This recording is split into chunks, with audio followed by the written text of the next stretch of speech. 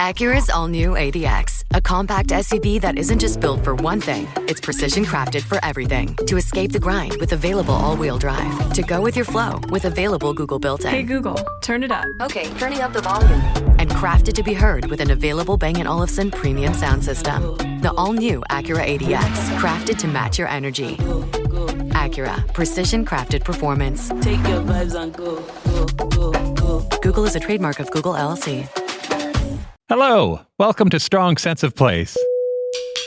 In each episode, we focus on one destination and discuss what makes it different than any other place on Earth. Then we recommend 5 books we love that took us there on the page. I'm Melissa Jolan. I'm David Humphreys. We're going around the world, one great read at a time. Thanks for joining us.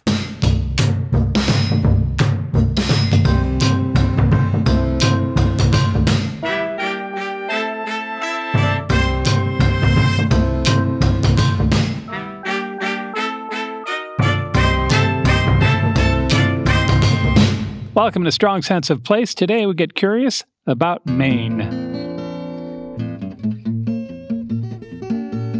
In Two Truths and a Lie, I will tell you about a man who spent 3 days in Bangor, Maine, thinking he was in a different city. A city far from Bangor, Maine. And then we're going to talk about 5 books we love. I'm very excited to talk about a magical novel that's adapted from a very popular American play, and it's all about love. Oh, that's nice. I have a nonfiction book about a man who spent 27 years alone in the woods, and he walks among us now. He just came out in 2013. But first, Mel's going to bring us up to speed with the Maine 101. Maine is a state in the northeast of the United States. If you visualize the map, it's in the top right corner. Yeah. Kind of being hugged by Canada. Tucked way up there. Yeah. With the state of New Hampshire on its southwest flank and the Atlantic on the east. The capital is Augusta, a lovely little city on the Kennebec River. I never would have guessed Augusta. You would have thought Portland, right? Or Bangor? Mm-hmm. Yeah. Portland is Maine's largest city. Yeah. It's on a peninsula that juts out into the Atlantic, and it's pretty charming. It still has a working fishing wharf and cobblestone streets and Victorian-era mansions. And you might think that's where all the hauntings happen. The ghosts of Victorian widows looking out to sea for their husbands.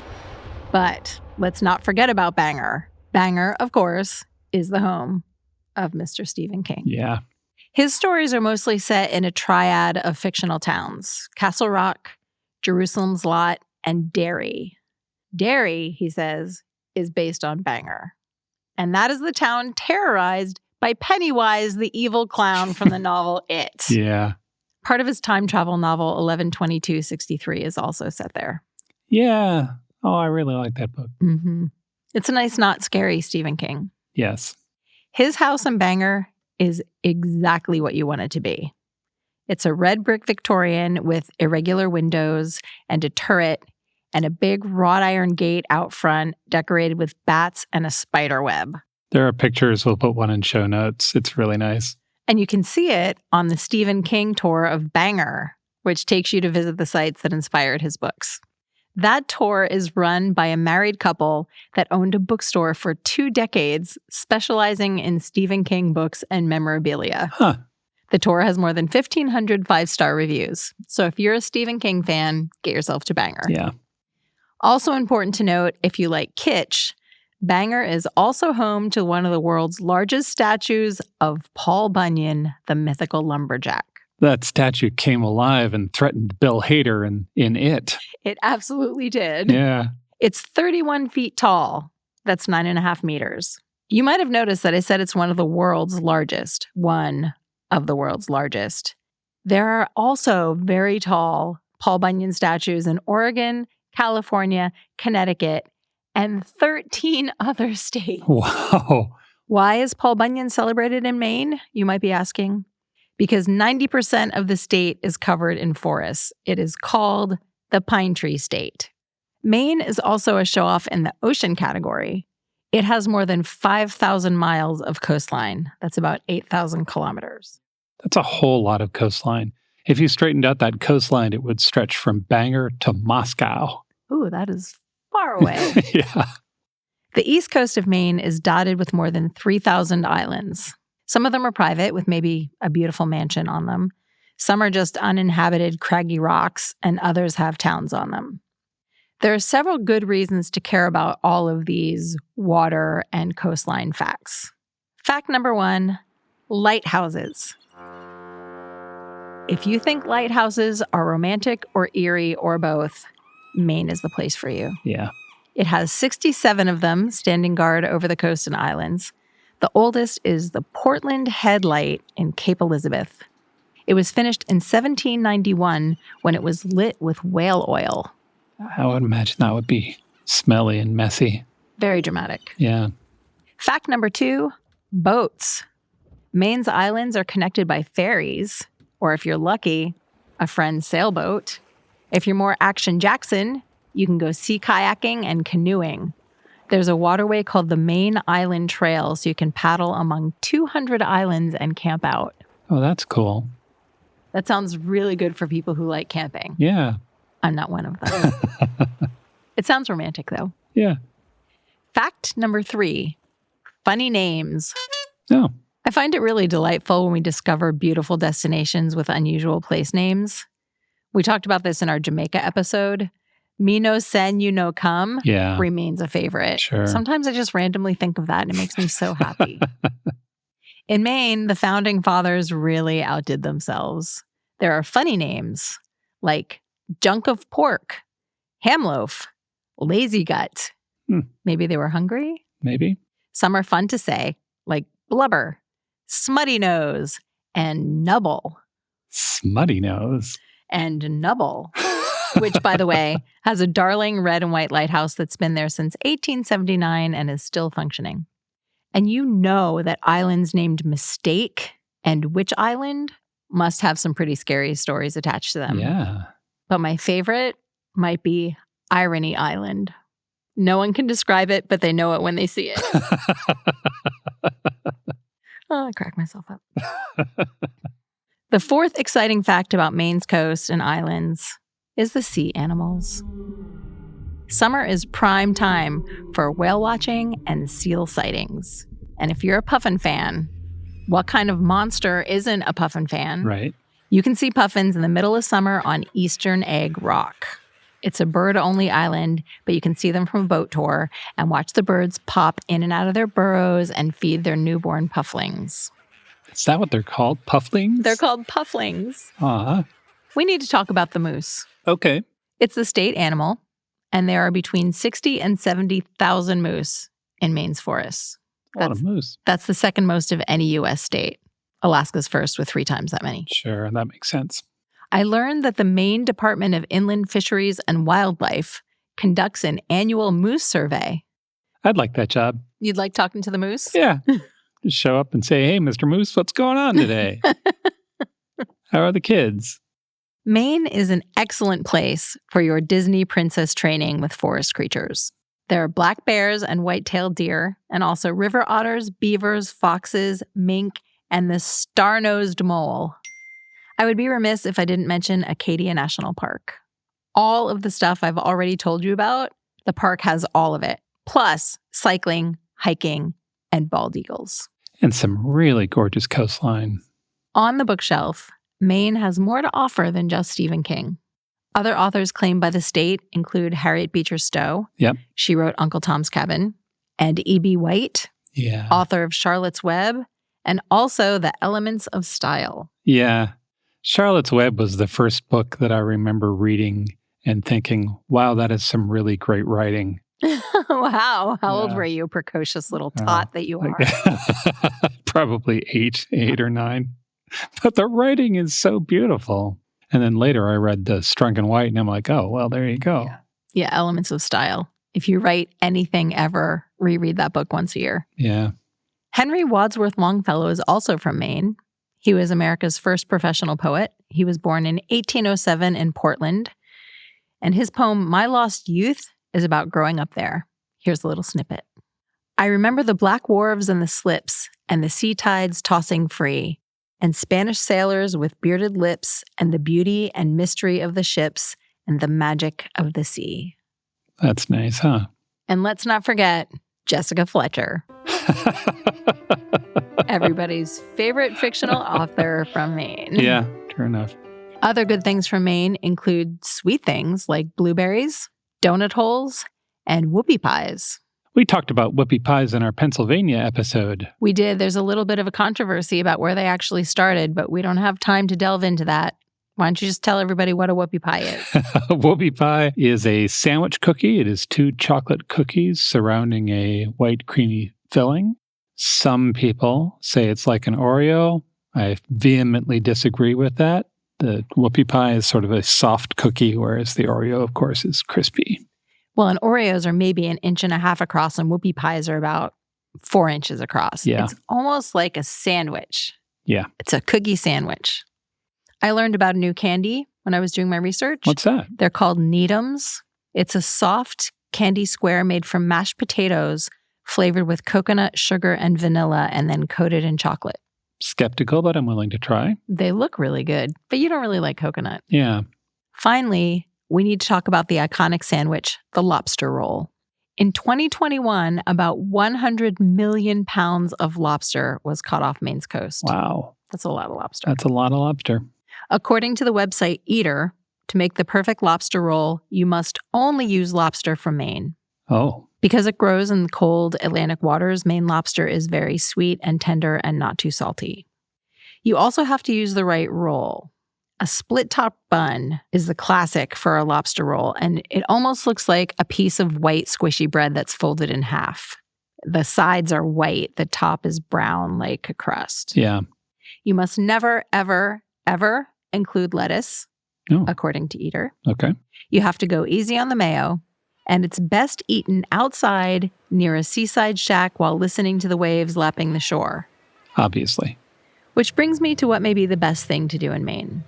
Park yourself in an Adirondack chair, enjoy the twilight hours, and then gaze up at the stars. Oh, that's nice. That is the Maine 101. That's really good. Are you ready for 2 truths and a lie? I am indeed. I'm about to say 3 statements. 2 of them are true. 1 of them is not. Mel doesn't know which one is the lie. Here are the 3 statements. 1, a Detroit graffiti artist united a town in Maine with a town 5,000 miles away. Okay. 2, in 1977, a man spent 3 days in Bangor, Maine, believing he was in Toronto, Canada. And 3, in the early 1900s, a Maine couple invented life hacking. What? Yep. So let's take those in order. First one, a Detroit graffiti artist united a town in Maine with a town 5,000 miles away. As we know, 5,000 miles away is really far. Yeah. I'm going to say true. If you go to the charming seaside town of Biddeford, Maine, population 23,000, you will find a street painting. It's the size of a side of a building, about 2 stories tall. The picture is of a young boy in a baseball cap, and he's sitting and he's talking on a phone. Like a cell phone? Like an old-time phone. Oh, like a handset phone. Like a handset phone. Okay. It is not apparent who he's talking with unless you travel 5,000 miles to a town in Iraq. What? Yeah. In Suleimania, Iraq, there's a street painting. It's also about 2 stories tall, and it's a local girl talking on the phone. Oh, that's so nice. Yeah. The project was done by Pat Perry. He's an artist from Detroit. It was part of an effort to connect 4th and 5th grade students in the 2 towns. The 2 children in the paintings were modeled on local kids. And it's a lovely project. There's a really nice video about how it came together, and we'll point to that in the show notes. Part of that project was that the children got to participate, and they added small graphics and messages to the wall. One of the things the 2 paintings have in common is that they both say in their local languages, life is better with friends. That is beautiful. Isn't that nice? Okay, second statement. In 1977, a man spent 3 days in Bangor, Maine, believing he was in Toronto, Canada. I'm going to say that's true because it totally sounds like something my Uncle Joe would have done. That is a lie. Oh. He did not believe he was in Toronto, Canada. He thought he was in San Francisco, California. I mean, ocean, sure. Wharf. Yeah. So in 1977, there's a German man. He's a brewery worker. His name is Erwin Kruse. Kruse had never been more than a day trip out of Germany. But he decided to blow his life savings on a once-in-a-lifetime birthday trip to beautiful San Francisco. He'd seen it on TV, and he'd always wanted to go. No time like the present. So he gets on a flight in Frankfurt, and he tells the stewardess what he's up to, and everybody's excited. Then he probably had a few. He was in the habit of drinking 12.5 beers a day. Wow. Yep. He probably falls asleep crossing the ocean, and then the plane touches down, and he wakes up, and the aircraft has landed in Bangor to refuel. But he doesn't know that. And the stewardess he was talking to, she's finishing up her shift, and she looks at him and says, "Have a nice time in San Francisco." And she disappears out the back of the plane. And he hears that, and he thinks, oh, we must be here. And Kruse gets off the plane. Sure. And for the next 3 days, he thinks he's in San Francisco. Aww. As you said, in his defense, there are bridges, there are Chinese restaurants, there are hills, there's a beautiful ocean. He thought maybe he was in a suburb. At one point, he asked a cab driver to take him to downtown San Francisco. And the cab driver just took off. I got no time for that. Finally, after 3 days of wandering around Bangor, he gets help from a friendly waitress. She calls a Czech immigrant who speaks some German, and they figure out what's happened. And then the news got wind of it. So there's an article in the Bangor Daily News. People think it's funny, but they also want to be good hosts for this poor guy, right? Sure. So within days, he's become an honorary member of the Penobscot Indian Nation. He met the governor. Yeah. Someone gave him an acre of Maine scrubland. And then the San Francisco Examiner heard about it. And they fly him out to the West Coast. And there he meets the mayor, and he goes to the rodeo, and he gets a standing ovation in the middle of the ring. He is then mentioned in Time and on the Today Show. And then finally, after 4 days in San Francisco, the Examiner sends him back to Germany, and they put a big sign on him that said, "Please let me off in Frankfurt." What a sweet story. Yeah. So, statement 3, in the early 1900s, a Maine couple invented life hacking. So we know that's true. Mm-hmm. So first, full disclosure, the man was from Maine, the woman was from Oakland, California. His name was Frank Gilbreth. He was an efficiency expert in the 1900s. He spent most of his life figuring out how to do things the one best way. He also owned a construction firm specializing in industrial buildings, factories and dams and paper mills and that kind of stuff. But that's not what we know him for. We know him best for being the inspiration for the father in the Cheaper by the Dozen movies. Oh, wow. Yeah. He was played by Clifton Webb in the 50s and Steve Martin twice in the early 2000s, and most recently by Zach Braff in a version that went straight to streaming last year. The outline of that story, that he was a father with 12 children who was driven by efficiency, is true. Those movies were originally based on a book one of his children wrote about growing up with him. But Frank Gilbreth was not alone in his dedication. His wife, Lillian Gilbreth, was right there with him. She had a PhD in applied psychology from Brown at a time when that was very unconventional. Yeah. I mean, that would be a big deal now. Yeah. So that's pretty amazing. If anything, she was an even bigger adherent to using science and psychology to improve the workplace. Together, they ran Gilbreth Incorporated, a consulting firm. They did pioneering work on ergonomics. They were among the first to use motion pictures to examine movement in the workplace. One of the things they did was study surgery. They suggested that all the instruments be in the same place every time and that the surgeon have an assistant. So anytime you hear scalpel, that's the long voice of the Galbraiths. Amazing. Yeah. I mean, it never occurred to me that someone figured out that's what you should do, but of course someone figured out that's what you should do. Yeah. They also championed things like good lighting and employee breaks and suggestion boxes. And all that was going really well until one day in 1924, Frank is talking to Lillian from a train station in New Jersey, and he had a heart attack and he died. No. Yeah. And now Lillian has a problem. Besides her grief, she has lost the man who is both her husband and her business partner. Mm-hmm. She is raising 12 children alone. And at that time, the oldest was 13. Wow. Yeah. And the corporate business consulting that she's been doing, the engineers that her husband has been talking to, they're not going to take advice from a woman in 1924. And now she has to be the breadwinner. So she pivots. She takes her ideas about industrial efficiency and she turns those to the home. Lillian brought the ideas of efficiency and motion studies and science to the house. And this was challenging for her. She didn't like home life. She had staff for that, but she knew what she had to do. And she encouraged women to do their own science. For example, count the number of footsteps it takes to make breakfast. Have your child follow you with a ball of yarn to measure distances you travel during the day, that kind of thing. And she wrote for magazines and newspapers and sort of developed her career. Eventually, she started working with corporations. She consulted with Johnson & Johnson's and Macy's about sanitary napkins and human resource issues. She is credited with popularizing the idea of having uniform work surfaces in the kitchen and the invention of the foot pedal trash can and wall light switches. What? Amazing. Yeah, which of course we all take for granted now. And she became a celebrity. In 1950, she saw her life played by Myrna Loy in the first Cheaper by the Dozen movie. Wow, Myrna Loy. Yeah.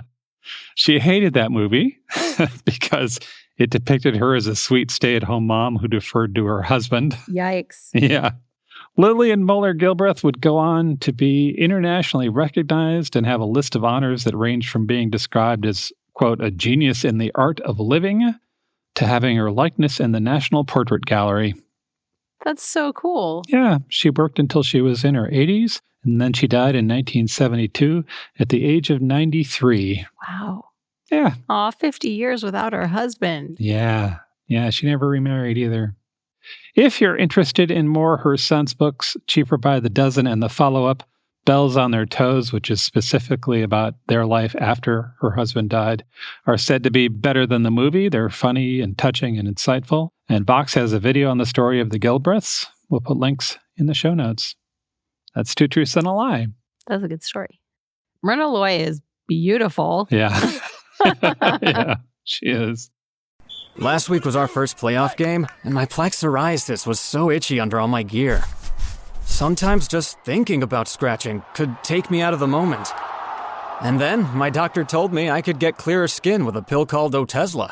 Otezla apremilast is a prescription medicine used to treat adult patients with plaque psoriasis for whom phototherapy or systemic therapy is appropriate. Otezla can help you get clearer skin after just 4 months. Okay, ready for the next game. Talking to my doctor about a pill was a total game changer. Don't use Otezla if you're allergic to it. Get medical help right away if you have trouble breathing or swallowing, swelling of the face, lips, tongue, throat, or arms. Severe diarrhea, nausea or vomiting, depression, suicidal thoughts, or weight loss can happen. Tell your doctor if any of these occur and if you have a history of depression or suicidal thoughts. Live in the moment. Ask your doctor about Otezla. Call 1-844-4-OTEZLA or visit Otezla.com for prescribing info about cost, and more. Are you ready to talk about books? I'm super excited about my books today. My first recommendation is Grange House by Sarah Blake. This is a coming-of-age story set in 1896 at the Grange House, a mansion-turned-hotel on the coast of Maine. The grand dame of the place is the very proper spinster, Miss Grange. Miss Grange has secrets. Oh. And Maisie, the 17-year-old heroine of our story, gets more than she ever imagined when she goes looking for romance and adventure during her summer vacation at Grange House. Whoa. Yeah. If you like your whitewashed New England Victorian mansions to come with a whole lot of backstory, and you're attracted to a Wilkie Collins, Henry James kind of vibe, this book is for you. It's a love letter to Victorian Gothic, transplanted to the all-American coast of Maine. Before we get into what happens at the hotel, I want to talk briefly about what was happening in the United States in 1896. This was the Gilded Age. Industries like oil, steel, banking, and railroads were booming. Yeah. Names like Rockefeller, Carnegie, J.P. Morgan, Vanderbilt, Stanford, these are your big mucky mucks. These men had clout and money and did not necessarily play by the rules. The era was given its nickname by Mark Twain in his book, The Gilded Age, A Tale of Today. He wrote, "What is the chief end of man? To get rich. In what way? Dishonestly, if we can. Honestly, if we must." A little bleak, that Mark Twain, but also maybe not wrong. Yeah. So this is the world in which our heroine Maisie lives. Her father is a well-heeled industrialist, and so far he's been a pretty good dad. He's given Maisie a classical education and encouraged her to think for herself, much to her mother's dismay. Mom would like Maisie to be prim and proper and ladylike, thank you very much. And now that Maisie is 17, she's on the brink of fulfilling her destiny. She will marry appropriately, make some babies, and bask in the reflected glow of her husband. None of those things are going to happen, are they? Maisie wants none of this. She is definitely not interested in getting married, maybe ever. And she's filled with an unnamed yearning. She can't quite articulate what she wants. She's 17, right? She's just infused with hormones and emotions. So she doesn't really know how to describe what she wants, but she knows it's not what society expects of her. And she's like burning with this feeling of want. This is where dear old Miss Grange starts stirring the pot. She is an authoress, and she is mysterious. Here's the description of her from earlier in the book. All right. Miss Grange was something of an enigma for the summer guests. She did not own the hotel, yet she inspired a curious respect. It is not to be thought that she was important in any pertinent way. Rather, her magnificence derived from the fact of her lineage. Hers was a family whose roots were among the first to stretch down into American soil. No one knew precisely her connection to the men who had built this house, but it was commonly assumed she was a distant and poor relation who'd come here to live after the main branch of the family passed away. Thus, her romance derived from her situation. She was the last Grange remaining. Among the younger guests, there were the whispered rumors of buried wealth, the half-uttered suggestions of a lost love, of a secret pact into which she had entered when she came into the house. So, Miss Grange hints to Maisie that there's a connection between the secrets of Grange House and Maisie's family. And then she gives Maisie her old journals so the young girl can start unlocking the mysteries of the past. This is all catnip for you? It is. The whole shebang is told in the first person through Maisie's teenage voice. She's plucky and hormone-fueled, sometimes dreamy, often confused, and also Miss Grange's atmospheric diaries, because she's been keeping journals her whole life. And she's recounting her own experiences of being a young girl at Grange House. There is plenty to keep the proceedings delightfully creepy. For example, she documented how many laudanum drops her mother took before bed each night. Spoiler, the number increased every night. Yikes. Which leads me to all of the glorious Gothic tropes included in this story. The author, Sarah Blake, has a doctorate in Victorian literature. So she knows some things. She does, and she's put all of them in here. There are dark woods and a deep fog that plays tricks on the eyes and a raging storm on the coast. There are enigmatic conversations that trail off ominously just before revealing too much. There's swooning and fainting and deathbed requests, switched identities, a mysterious grave, and drowned lovers clasping each other for eternity. Sounds like an Edward Gorey poster or something. Exactly. That is the perfect mental model. This was a romp of a read, and it might make you long to visit a fine old hotel by Maine's crashing surf.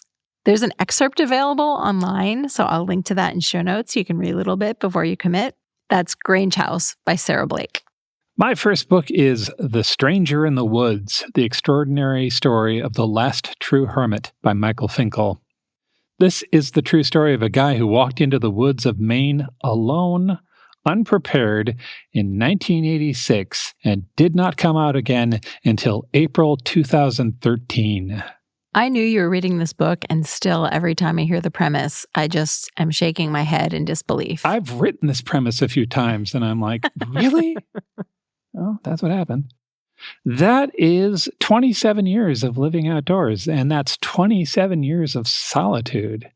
He says that he spoke to one person once during that time. A hiker was walking by, and the hermit said, "Hi." One syllable in 27 years. Yeah. He survived by understanding the woods and by being an excellent thief, both in the sense that he was good at taking stuff and in the sense that he was a conscientious thief, as much as that is possible. The hermit carries a lot of shame for taking things. For most of that time, he would break into people's cabins and take their stuff. Never when they were home, typically when they were far away. Most of these cabins are summer homes. And the stuff that he would take was generally low value. So a sleeping bag, a year's worth of National Geographics, all the batteries in the house, paperbacks. At one point, he stole someone's backpack from their home, but he left behind the passports that were in the backpack. I mean, that is conscientious. Yeah. This continued for so long that some of the community members got to know his tastes. He would take Budweiser, but not Bud Light. Peanut butter over tuna fish. He likes candy, and he was a reader, so after a while, the locals started leaving bags of books out for him. Aww. Yeah. The hermit was really good at evading detection. People took a long time to accept that somebody was out there at all, because, you come back to your cabin and you're missing a tarp and a bag of M&Ms. Are you sure they were there? Mm-hmm. Maybe it was kids. Are you going to call the cops about it? But when the community came to accept that someone might be in the woods, 4 different law enforcement agencies started looking for him. Wow. There were foot searches, there were flyovers. At one point, they got a picture of him stealing from someone's refrigerator. But after 27 years, they didn't even have a name to attach to this guy. His name is Christopher Knight. He was only caught when a local game warden, Terry Hughes, borrowed some high-tech surveillance equipment from a friend at a government agency. Hughes set that up in a campground that Knight used to rob semi-frequently, and he waited. The book begins with Knight's arrest. Like everything else Knight does, it's a quiet arrest. Hughes catches him in the act, and Knight goes without incident. Hughes starts asking questions, and at first he's not sure whether he can even believe this guy. Right. Knight says he doesn't have an ID or an address or a vehicle, and he lives in the woods. And it's Maine. Winter in Maine is serious business, right? There is howling winds, and it's well below zero. It is wet and cold. When Hughes asks how long, Knight pauses, and then he asks, "What year was the Chernobyl nuclear plant disaster?" Oh my God. The book takes a run at why Knight would do what he did. I was expecting some kind of trauma, and there's still a little room for that, but it sounds more like he was just disenfranchised. He just decided to leave one day. He parked his car, and he walked into the woods. He's sort of less Rambo and more Holden Caulfield. And the book looks at the reaction of the people around him. That includes people who were traumatized by this guy. The writer talks to a woman who felt like Knight had taken her peaceful cabin by the lake and turned it into a horror novel. Mm-hmm. She felt violated. But some people were sympathetic, like the woman who owned the land he'd been trespassing on for 27 years was fine with it, right? Yeah. Or the guy who wanted to take up a collection for him to buy his own piece of land. This book did a number on me that is difficult to explain. So first, I blew through it. For me, it was a great story, so it all came fast. And second, it was hard for me to determine my emotional reaction to it. On the nature side, as you alluded to, we last went camping 30 years ago. It is hard for me to imagine going outside between today and 2060. Right. When Knight started his 27 years, he had never spent the night in a tent. But then there's also the solitude part. Like, I'm an introvert. I get solitude. I'm an only child. My mother was the biggest introvert I have ever known, and I have managed coders. So if I don't get time alone regularly, I get squirrely pretty fast. But then there's this guy, right? I feel like I'm saying, I like ice cream. And then Knight says, yeah, me too. I ate a factory once. What?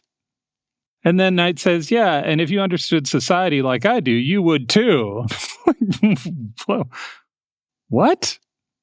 If you're interested in the story of a man who spent a quarter century alone in the woods of Maine and the reactions of the people around him, I highly recommend this book. It's a great read. It's The Stranger in the Woods, The Extraordinary Story of the Last True Hermit by Michael Finkel. My second recommendation is The Midcoast by Adam White. This is a crime novel set in a small tourist town called Damariscotta in southeastern Maine.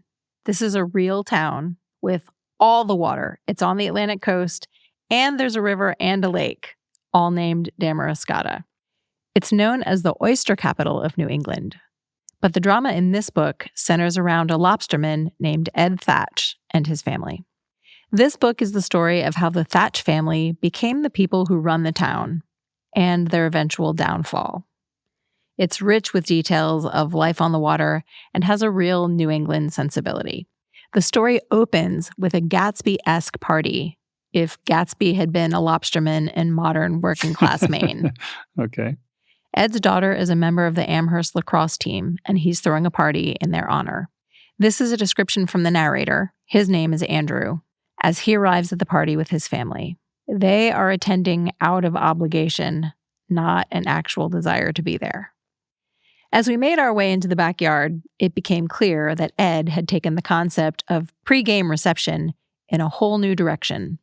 What we were stumbling into was more like a spectacular mid-coast-themed carnival. There was a train of folding tables dressed in purple gingham tablecloths, a trailer-length grill blowing smoke into the sky, and a massive white tent strung with yards and yards of hanging light bulbs. There was even an inflatable lobster the size of an elephant. Someone had wedged a lacrosse stick into the lobster's left claw, and visitors were taking pictures of each other standing next to it as if they had slain the poor thing.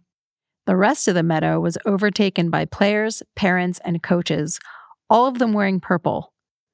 We waded through the small clusters of guests, saying hello to anyone we knew, all of whom looked a little confused by the surrounding festivities, but willing to go with the flow in exchange for an open bar. So to me, this beautifully sets up a few things that are really important to this story. One, Ed Thatch is halfway obsessed with his daughter's lacrosse team and all that it represents. Amherst is not quite Ivy League. It's one of the little Ivies. Right. But there's prestige associated with that school, particularly in this small town. And Ed wants that glow for himself. The second thing is that Ed and his wife are kind of tacky and honestly not very well liked. Yeah. But they don't know it. They are both filled with blustery false confidence. So they're the new rich. Yes. 3, most of the guests are there because they feel social pressure to be there, not because they genuinely want to spend time with the Thatches. And 4, our narrator, Andrew, is not a fan. No. He's filled with a mixture of confusion and envy towards Ed that he thinks should be admiration, but he can't quite get there. So he's just a jumble of emotions. Is the book in his voice? Yes. Yeah, he's our first-person narrator. As the story moves back and forth in time, we learn that Andrew is now an English teacher and an aspiring writer. He's living back in his hometown after a stint out in the world. He went to California and New York and Boston, and he met his wife, who is also creative. But they have kids now. The outside world is expensive. So they've come back to his hometown, and they're trying to figure out how they fit into this community. Andrew's history with Ed Thatch goes way back to high school, when Andrew worked at the Thatch family's lobster business. Andrew always says he worked with Ed. Ed corrects him and says that Andy worked for him. Yeah. That gives you a snapshot of their dynamic. Yeah. So now, decades later, Ed is the big man in town. He owns real estate, his wife is active in town politics, his son is a cop, and his daughter is at Amherst. The Thatch family rules the scene in Damariscotta. Yeah, they've won. And Andy can't figure out how this happened, because the Ed that he knew was just a workaday lobsterman with a chip on his shoulder and a halfway crappy boat. So this is a crime novel that's not like other crime novels.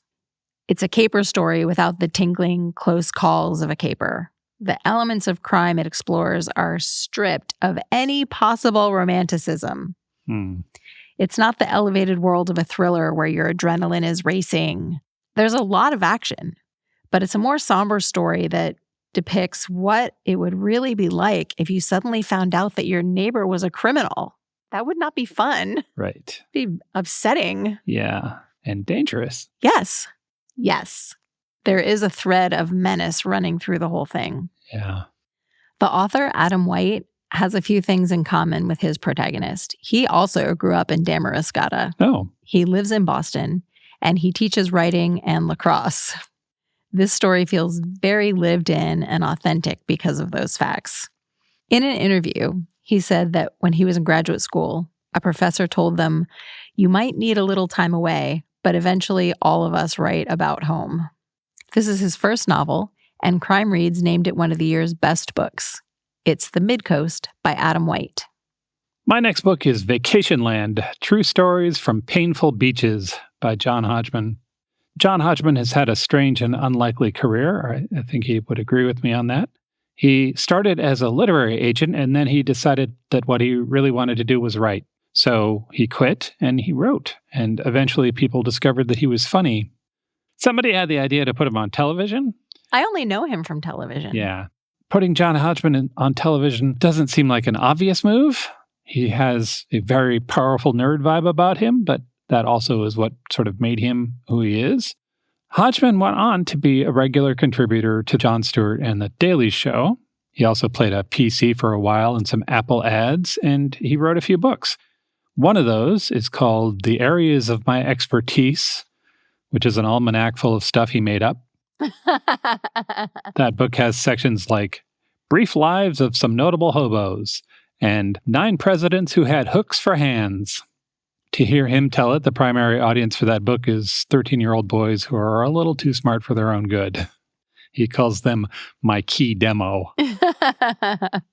This is not that book. Vacation Land is a book of essays he's written about his life. Most of the chapters in this book, and maybe all of them, feel like a man going through a midlife crisis, but, funny. He wrestles with being a good parent and with the death of his mother. And he tells us a lot about his childhood because he wants to talk about his life now meaningfully. And about halfway through, Hodgman moves to Maine with his family. He and his wife buy a house. They win a rowboat in an auction, a significant rowboat, which can only happen in Maine, I think. They meet their neighbors, whom he initially finds creepy. Quote, like waking an ancient pack of vampires, he writes. Somebody's read too many Stephen King novels. Yeah. There are some great stories about how the locals are protecting the home of a famous dead author. Hodgman plays along to the extent that he refuses to name the author, but challenges the reader to find out who it is. He has a dry sense of humor that I really enjoy. I'm going to read about a page of his book. Here, Hodgman is visiting a campus to do the Samuel Clemens Address. That's a speech that a Twain professor pays someone to come and do, a year-end revelry kind of thing. When this bit starts, the professor and Hodgman are walking across campus, and the professor is meeting students as they go and encouraging them to come to the talk. And it's April 20th, 420, the marijuana holiday. I have changed one word to make this slightly more family-friendly. Here's the page. One by one, he would ask them, "Are you coming to the Clemens Address tonight?" And one by one, they would smile and say, "Nope." Young people are such natural sociopaths. They could have lied and said, "Yes." Professor Mark would never have noticed their absence when they didn't show up. But why should they bother? Why lie to spare the non-feelings of this faceless older mannequin who makes mouth noises about Mark Twain to them twice a week? They were asked a question, and so they gave an honest answer. Nope. Cody, in particular, was taken aback by the question and answered it only with a face full of guileless confusion. "What?" his face seemed to say. "What did you ask? Am I going to the Samuel Clemens Address tonight? Well, let me think. Even if I had bothered to remember this thing that you've been talking about in your class for weeks, which you have to admit, Professor, is a pretty unreasonable expectation, even then the answer would probably be no, because this is Saturday. And may I remind you, Professor, it is also 420. So, as for tonight, I hadn't really thought it through, but I think I'll probably smoke marijuana. In fact, now that I say it out loud, I'm going to make it a plan. I'm going to smoke a little and drink a little and maybe go to a party. I've heard Paige is having a naked party tonight. That's something we young people do because we all look good naked and are too young to give a crap about our furniture. And after that naked party, I'll probably go out and eat 2 or 3 whole pizzas or a steak bomb. But rather than going sadly back to my room to watch Friends reruns, I will instead go back to the party. And surprisingly, I will be thinner and better looking than when I left because I have the metabolism of a white-hot sun. Then I'll probably have sex with a man or woman. We don't really use labels anymore. And after that, I'm not really sure. I might just go back to the dorm room and watch a movie. Yeah, I'll probably just watch a nostalgic movie from my childhood. Because even though I'm physically mature, inside I'm still very much a child who is terrified by the drunken, high, naked, fornicating adult I've become. And so I'll probably bring out my blanket that I brought from home and still sleep with every night openly and without shame because all of my roommates are going through the same thing. What's that? Which nostalgic movie from my childhood will I choose to watch? I'm not sure. Probably Harry Potter and the Goblet of Fire, because that came out in 2005. And in that year, I was only 11 years old. Oh, sorry. I got distracted. What did you ask? Will I go to the Samuel Clemens address? I think you can understand that the answer to that is nope, not ever. Ever, ever, ever, ever.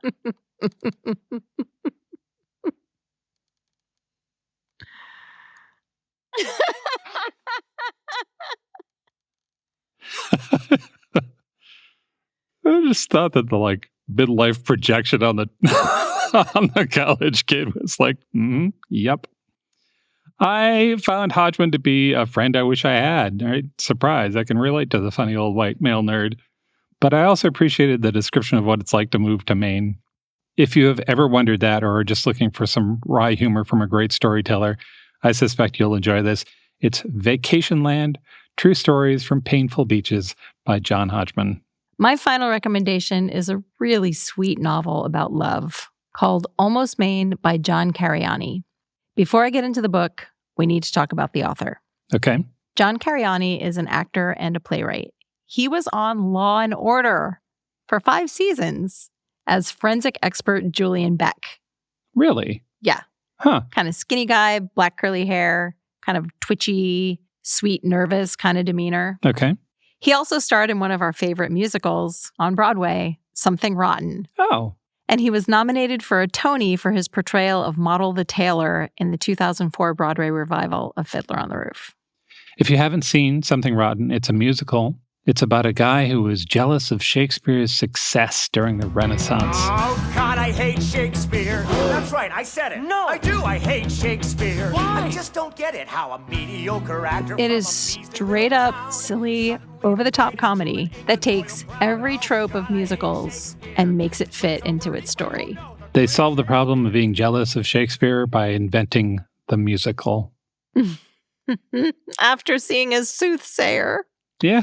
We'll put a video in show notes. Before John Cariani did all of that, Law and Order, Shakespeare, Fiddler on the Roof, he wrote a play called Almost Maine. It's one of the most popular plays in the United States. It's been performed by 100 professional theater companies and more than 5,000 community and school productions. It feels like I should have heard about it. That's how I felt, too. Yeah. It's like when you suddenly find out that everybody knows about a thing you don't know about. It was first produced in 2004, so we probably just missed it because we were already adults by then. Yeah. The setup of Almost Maine really drew me in. I want to read you the prologue that sets the scene for both the play and the novel. Okay. This will give you a sense of his writing style. If you've heard him talk on stage or on TV, the rhythm of his written sentences totally makes sense. He has very distinctive rhythm to his speech. Here we go. There's a place in northern Maine that is so far north, it's almost not in the United States. It's almost in Canada. But not quite. Not many people live there. Not much seems to happen there. And the things that do happen there seem pretty ordinary, especially to the people who live there. But some extraordinary things did happen there once, on a Friday in the middle of winter, not too long ago. Or maybe it was a long time ago. No one quite remembers. Actually, no one is even sure that the extraordinary things even happened, and no one is even sure that the place actually exists. But it's somewhere we've all been. It's a place called Almost. That's a nice bit. So, we're in the town of Almost. Yep. It's winter, but it's not too cold. Characters throughout the story comment on the fact that it's 19 Fahrenheit. That's -7 Celsius, which is not too cold for a Maine winter. No, yeah. On this particular Friday night, the northern lights are dancing in the sky. And that makes unusual things happen to the people who live in Almost. The story unfolds in a series of linked vignettes. And like small town life everywhere, all of the characters are connected to each other through friendship, romance, work, history, and proximity. And it starts with a framing device. Two teenagers, Jeanette and her best friend Paul, are realizing that they are maybe more than just friends. Jeanette walks through the town to think about things. She passes the rec center, the Moose Patty Bar, a frozen lake where people are ice skating, a boarding house owned by Maud Dudley. And as she passes each location, we get the story of what's happening to the people inside. And what's happening is that everyone in town is falling in or out of love in various ways. So the Northern Lights have a magical property to them? They do. What I found really charming and delightful is that everything in this world of Almost Maine is so literal, it becomes magical. Hearts can physically break. People actually fall in love. A character that's losing hope gets physically smaller. Two others are so happy when dancing together that they float up to the ceiling. Within this magical world, John Cariani introduces us to the beauty and difficulty of living somewhere like rural Maine. He grew up in this kind of town and really captures the gifts and the challenges of it. One of the things I responded to very strongly was that there's a lot of driving or walking around looking for something to do. You know, your parents are like, get out of here, go do something fun. And you're just thinking, where am I supposed to go? And do what exactly? Yeah. Also, it's pretty tough to change your relationship with someone when you both live in this same small place where everyone has their perceptions of you already set. How do you get them and yourself to stop thinking of you as this version when you want to be that version? Right. In this world that he's created, the Northern Lights seem to help with that. He said that turning his play into a novel allowed him to fill in the blanks that the play leaves unfilled. I was able to describe the bleak beauty of a northern Maine winter and highlight the hardships that are part of living in a place where money and opportunity aren't very plentiful. I felt like the book gave me a chance to underscore the strain of ache and melancholy and maybe help people remember that hope and joy really can visit you when you least expect it. That's Almost Maine by John Capriani. Those are 5 books we love set in Maine. Visit our show notes at strongsenseofplace.com for links and details. You're going to want to see the video about the Maine-Iran mural. It's really beautiful. I found a couple of cute performances of Almost Maine and a really good interview with Sarah Blake, the author of Grange House. So that plus lots more will be in the show notes. Yeah, come and drop by. Mel, where are we headed for our next episode? We're going backstage and into the spotlight to explore the world of theater. Thanks for listening, and we'll talk to you soon.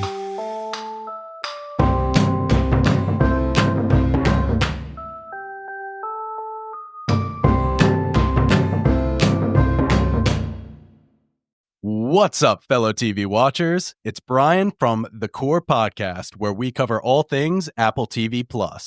We are wrapping up our recaps of Emmy favorite Severance, but 2025 on Apple TV Plus is just getting started. In April and May, The Core is recapping Seth Rogen's new Hollywood satire, The Studio, and Jon Hamm's dark comedy, Your Friends and Neighbors. We'll also be recapping the first 2 seasons of Apple's sci-fi thriller, Foundation, heading into the 3rd season of that later this year. Search for The Core, all things Apple TV Plus, on Apple Podcasts, Spotify, and YouTube.